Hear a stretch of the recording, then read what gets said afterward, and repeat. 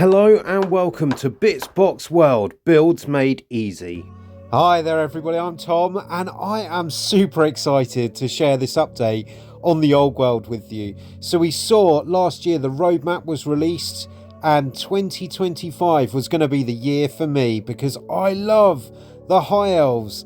And now we have had some news that has come from the Las Vegas Open, a preview of the High Elf models to come. This is so exciting.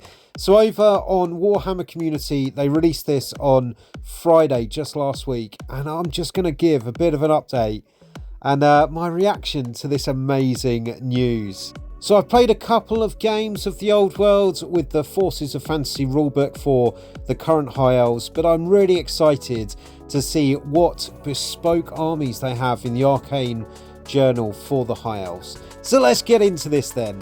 Far from the war-torn mass of land colloquially known as the Old World lies the magical Isles of Ulthan.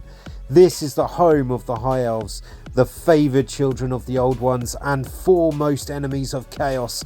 Despite many hard centuries, this glorious civilization is still near the peak of its lofty powers, martially disciplined and magically accomplished. The High Elf realms are prideful to a fault. They view the other races of the world with more than a hint of derision, but continue nevertheless to mobilize their armies and tame the spread of chaos. Oh, awesome. I'm so excited. So there we are. You get on the Warhammer community page a video on YouTube which just covers the release of this army. So go and check that out. Their armies are elite with warriors of superior skill and sorcerers of great puissance, and they are now ready to set sail and wage war with a plethora of miniatures old and new. Battalion and Arcane Journal. So the superior armies of the High Elf realms are built around a core of dependable troops recruited from the citizenry of Ulthan, and the battalion box contains 66 miniatures with which to lay your gleaming foundations. That's a really good start. There are 32 elven spearmen, 32 elven archers and 2 Tyrannok chariots, which can also be made into lion chariots of Trace. And I really like those lion chariots. I only had 2 in the past, so looking forward to getting some more. Both infantry options come with enough command options to split your units into 2 if you wish. And you get a new High Elf Realms transfer sheet containing 36 transfers. So that means you could split them into 2 units of 16 spearmen. There's enough command, I guess, on the sprues, so you can have your command in each unit, or your archers as well. I used to take my archers around in groups of 10, but yeah, really looking forward to that. This is a bit I'm super interested in though. The Arcane Journal High Elf Realms is a 48-page book covering the history of the elves of Ulthan. Rules for 2 armies of infamy, the Tracian War Host and the Sea Guard Garrison. That is so awesome. Alongside special characters, new units and wondrous new magic items. So that's going to be really awesome because that'll be like white lions, white lion chariots, an army like that. And then the Sea Guard are the guys that are just out on the ships protecting the coast and the land and the assets of Ulthan. So there's some transfer sheets that you get with that. They're really cool. Never really used transfers before other than on things like Warhammer 40k. So I'll have a look at that. There is a glittering array of disciplined soldiers and elegant war machines ready to deploy, including 2 new hero models ready to deploy. So this guy, he is the Lord of Trace. The wild lands of Trace are tainted by chaos, its creatures warped by the winds of magic and that rage in Ulthan. And the elves of this realm are warriors by necessity, each a consummated woodsman and hunter, bedecked in furs claimed from savage mountain lions. The Lord of Thrace is a paragon of his realm, adorned with a lion cloak and armed with an axe and a sword which he wields with consummate grace, made from Forge World resin. So you've got resin models, not only plastic coming back, there are some metal models as well coming back. He's an ideal pick of an elf lord with Thracian honours or a Thracian chieftain, exclusive to the Thracian war host. And then there's also a new model called Ishaya Vess, which is the Sentinel of the Silent Isles.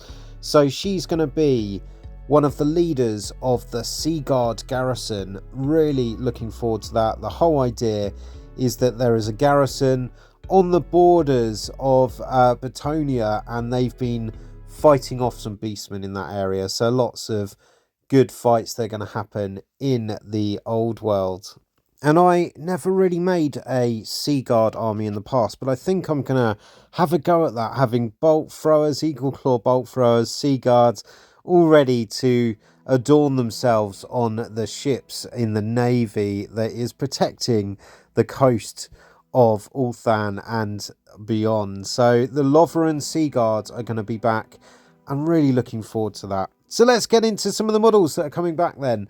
So we've got these Illyrian Reavers. They look awesome, and they're coming back. They are young nobles who rove the wilds of the province of Illyria, skilled light shot cavalry, as swift as scouring gales.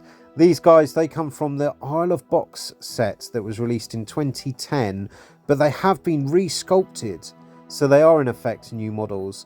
There's returning plastic kits as well, so the Lord on a Dragon is coming back. This Dragon box set came originally with a variant to make the 3 different types of High Elf Dragon. So that's really cool. Flames Fire, Phoenixes are back as well. They are a plastic kit, and this guy is really awesome. I have one that I'm going to paint up on my channel soon. I don't know if I'm going to do a Frost or a Flame Phoenix. I'm undecided, but yeah, why don't you let me know in the comments below, what would you like me to do? This is so exciting for me that these models are coming back. Really looking forward to getting some that I never got. And coming up is this guy, this Swordmaster Mage, such a lovely model. Never bought this before, so I'm going to be getting that. And then I really like this mage on the stones as well, so that's coming back. I never got that originally. Really awesome models, and these guys are all in a plastic kit ready for you to make your lords and characters and archmages. But not only that, the plastic dragon princes of Kaldor are coming back. These arrogant nobles turned into self-sacrificing heroes by the flames of battle. You also have the Silver Helms, who are also coming back, and Phoenix Guard and Lothran Sea Guard, as I mentioned earlier. Now the Phoenix Guard, I've used them in battle and they're so much better, I think, in the old world than they were before. But these guys, awesome. The Dragon Princes, the Silver Helms as well, and then the Lothran Sea Guard. These guys have bows and spears, so they do a multi-purpose job, which is awesome. And then the Phoenix Guard. Now I've got really old models of a lot of these that are all metal, so I'm looking forward to getting some plastic kits. Other specialised units of the High Elf realms range from the incomparable Swordmasters of, is it Haroth? I never knew. Also from the Isle of Blood box set. I never got them originally. I've got metal models of them.